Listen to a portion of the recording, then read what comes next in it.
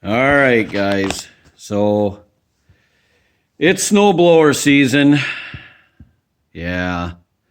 So, a lot of guys, Bruce Pender, Zippo Varga, a lot of other guys, they fix other people's stuff, along with doing their own thing.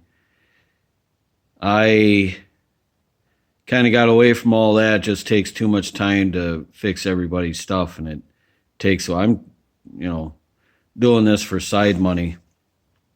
So, and it takes a lot of time away from that. Not that I don't charge people, I just don't make as much that way.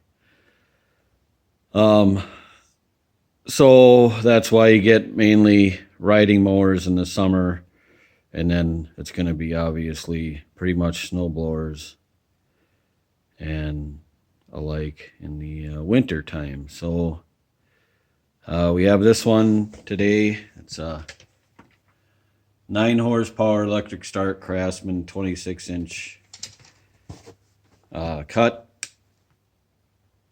So it has a 9 horsepower Tecumseh on it. It's probably early mid 2000s, I'm guessing. Now the story is on this, it sat for long time. This lady was doing the snow blowing. It was just too big for her, so they got a littler one, and this thing just kind of sat in the garage. She said it had needed to have a fuel line replacement, and then I found it had old gas in it, and the gas was on. So if you have a bad fuel line, all your gas would run out then. So that was my first clue something was up. And well, the only big deal was is that the hose for the primer, which is up here, was rotted off the carburetor. Just the tip was. I cut it shorter. I'm probably going to cut it shorter yet, but that's what. And then it was dangling down.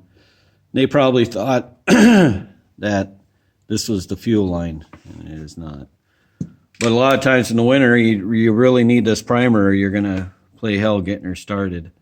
And then, of course, it had really old gas in it, and I drained that all out, put good stuff in. Had to soak the carburetor that was on it. Now you can do this one of two ways. You can take the carb off from here, which I did. I don't always do it that way. Sometimes I take it off from the manifold up here. Sometimes it's just easier to do it that way. It's kind of a pain to get to this back bolt, but I managed to get it done. It has this little bin here to keep shear bolts in, shear pins. There's a couple of pins in there now, but no bolts. And what those pins are for, it's for the wheels. As you can see, the ones that are on it are still good. So, and you take shear bolts. Turn my light on so you can see. Take shear bolts right there, and if you hit something hard, in theory they're supposed to shear before you break something like that gearbox. So that's where we're at now. I'm gonna hang on a sec. Okay, so this is the carburetor. I soaked it overnight, and of course, being winter, I already put away my ultrasonic cleaner. But I find soaking them overnight does a good job too. So this is already all cleaned up, ready to go. But since you weren't along for that, now I did try to make another video right from the start before I even looked anything over. And my phone, I don't even, having a lot of problems making videos, put it to you that way. So my phone's just not cooperating. I'm hoping this video will work out. So there's another one just like it. It's just missing the bracketry for the choke, and then this mounting bracket here. It's just missing that. So I'm going to take, just so you know what it takes, it's a 1/2 inch nut there on the bottom.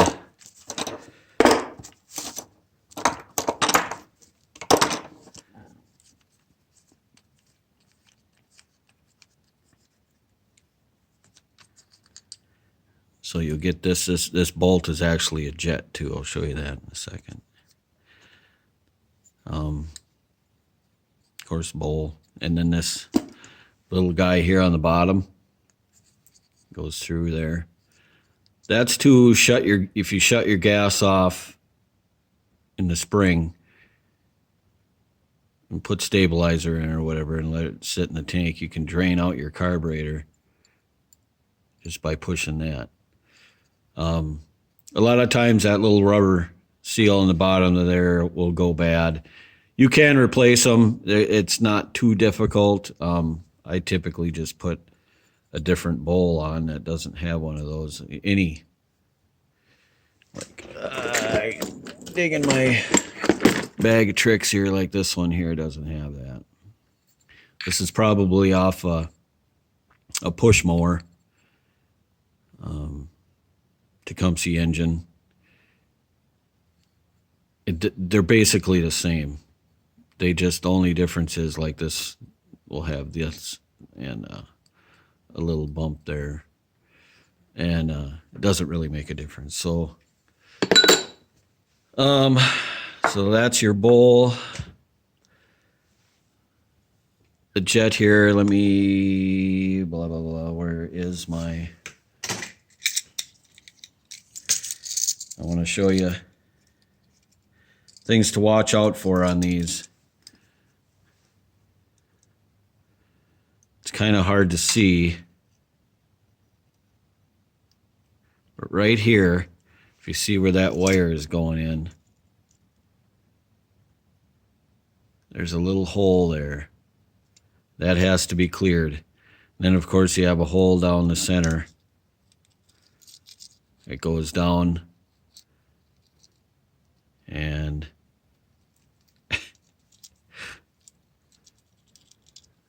connects to those, to the hole going through on the bottom that goes clear through. As long as you make sure you get all those holes cleared, this thing's good to go. Now, and then your gasket. This one isn't the greatest gasket. It actually came off that other carburetor. And they get soaked with old gas and stuff. They don't really work that good. I tried to put this carburetor on that snowblower and run it, and it didn't like it. So so you take that little pin out. That carburetor actually has a brass float in it, and then you have your needle in there like that. On these carbs, you got your, this is where your primer hose would hook to, and it blows through here, pushes that little, let's see, blows through this hole here and pushes gas up through here and up into the venturi. And then you want to take out, if it has it, some, it depends on the age. Some have a adjustable idle jet here. This is a fixed one, and so is the one that came out of it. These newer ones are just fixed. So what you want to do here, again, there is a hole that goes right down the center of it, right here, and connects to this. I'm hoping you guys can see this. There's a hole going through the hole, this sideways here. So that tiny hole goes right into there. And you have to make sure that's clear. Absolute must. So to put it back together again, you just simply put this fixed jet in there. Bingo bango. Now I know my fingers are a little dirty, but we're not using this one. This is just showing you a little bit of how to do these carburetors. Oops.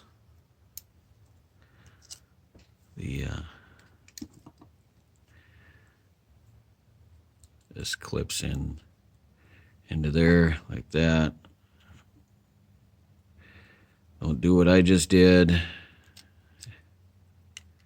Oops. Not sure it's in there.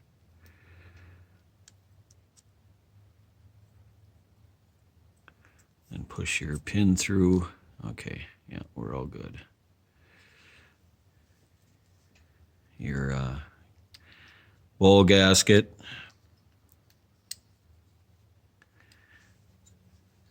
In the bowl, like most Tecumseh's, where your float attaches, you can kind of see this flat part of this bowl, or float, and then all this is flattened out here. That kind of goes lined up just like that. And put your nut jet on.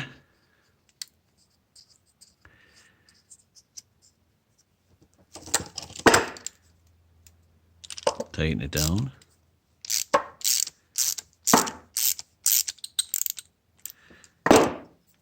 And there's your card. This one is not usable, but so it's going to go in my bin of carburetors. So I'll have, if I soak it and put it through the ultrasonic, it'll probably be fine, but I'm not going to do that right now.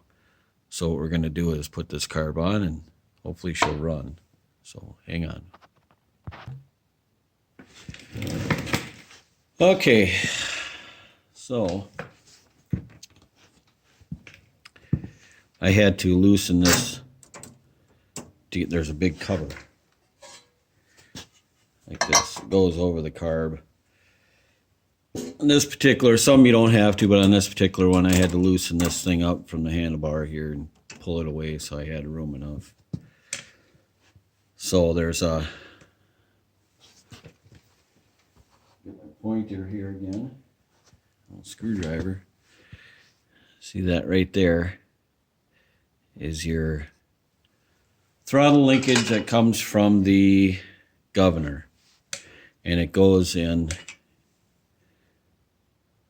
this first hole. You have to pay attention when you're taking these apart, because Tecumseh, for whatever reason, like to play jokes on people, I guess, and put multiple holes in there just to make people guess. You have to remember or mark the hole that your linkage went into. I've seen some of these that were in the second hole.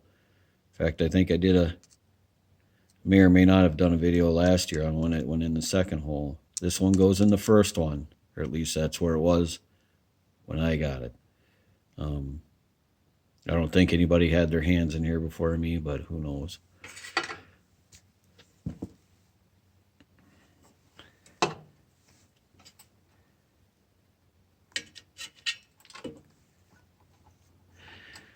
Okay, now the fuel line can pointer again. Fuel line comes out right here. Try not to pay attention to that hose, even though it's right in your way. All right. Let's see if we maybe you can see it now. There's fuel line comes through here, goes through the housing and into the other side where the tank is. So right now it ain't that easy either. So, especially when a camera, or in my case, my phone camera is right in my way.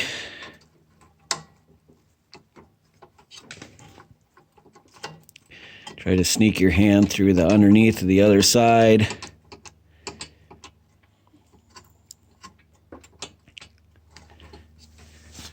And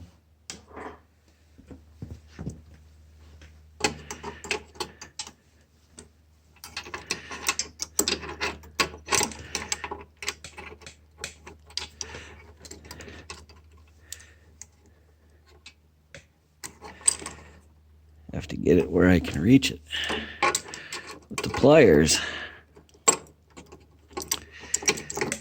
Like I said, it is not, it's not that easy.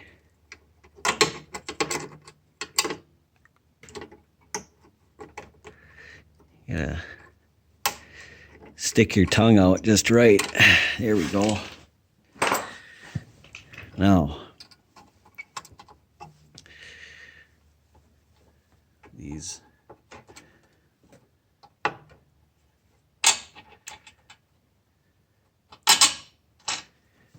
bolts go through there like that, and then there's a couple of nuts you got to put on.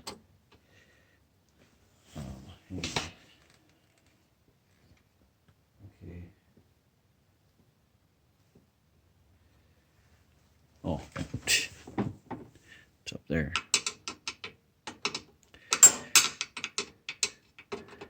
Phillips head on this end, 7/16 nut.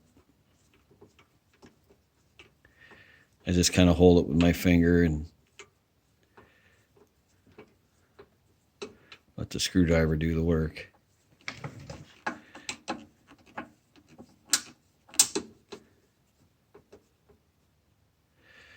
The other side is the pane. Now, my arm is going to be right in the way because what I have to do, back, if I can move you guys just a little bit.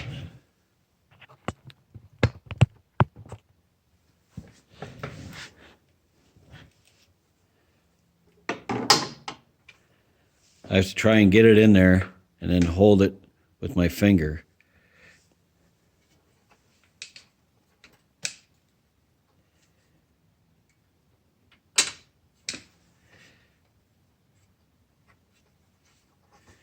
Not the easiest thing to do.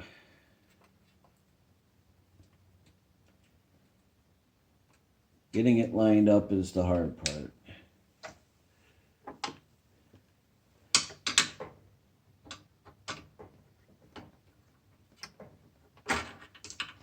I know I'm right in your way.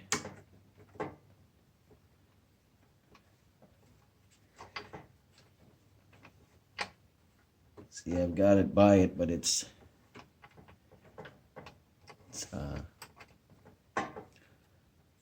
wanting to cross thread on me. And so I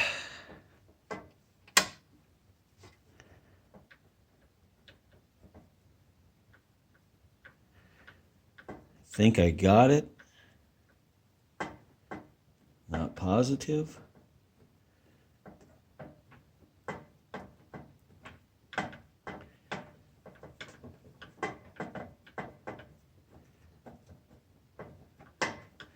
I do not have it. I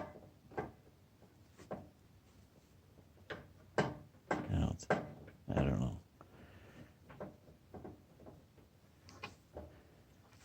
Huh. Nope. Nope, I don't.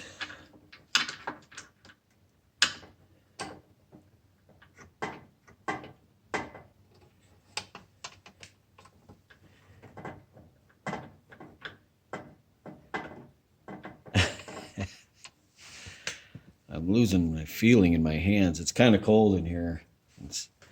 Yesterday was Yesterday was almost 60. It was 57 or 8. I don't know. Today is a high of 38.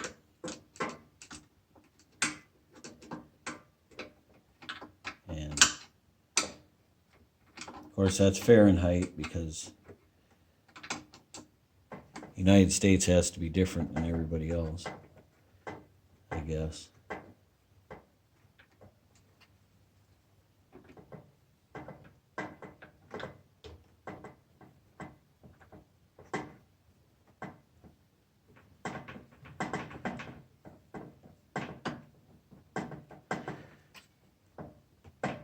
I think we got her now, boys.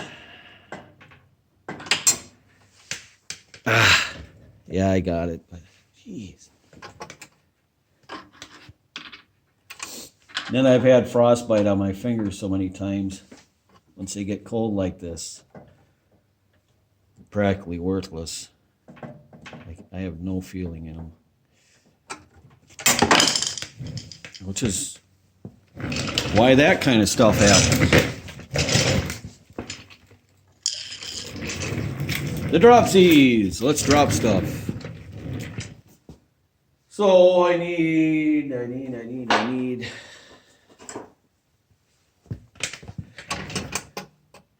put a 7/16 on it. At the same time I'm tightening it because this one wants to keep turning.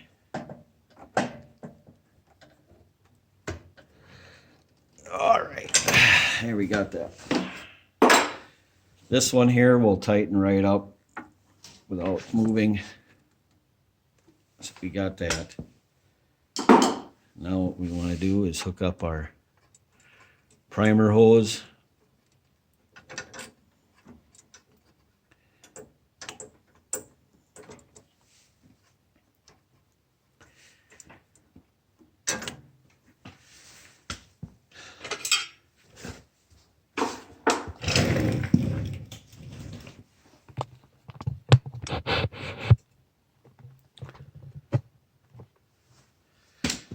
So I'm going to turn the gas on right now.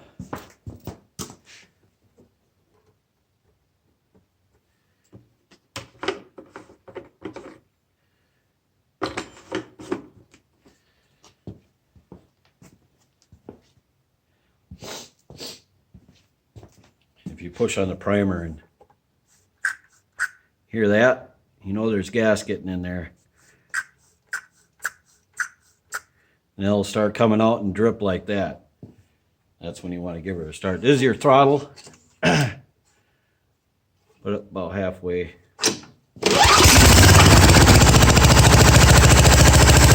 I didn't even choke it. I forgot to even choke it. I don't know why it died. I'm gonna give her full.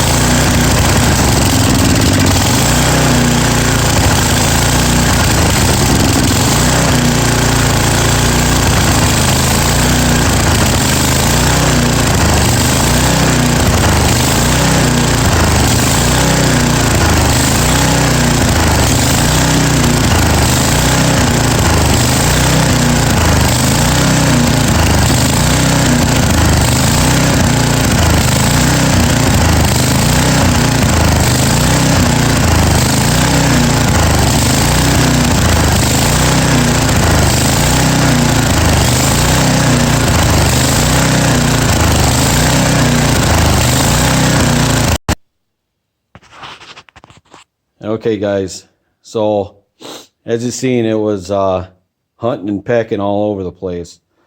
So I'm going to cut this off here because we're at 24 minutes already. And I'll come back with a part 2. All right, thanks guys. Bye.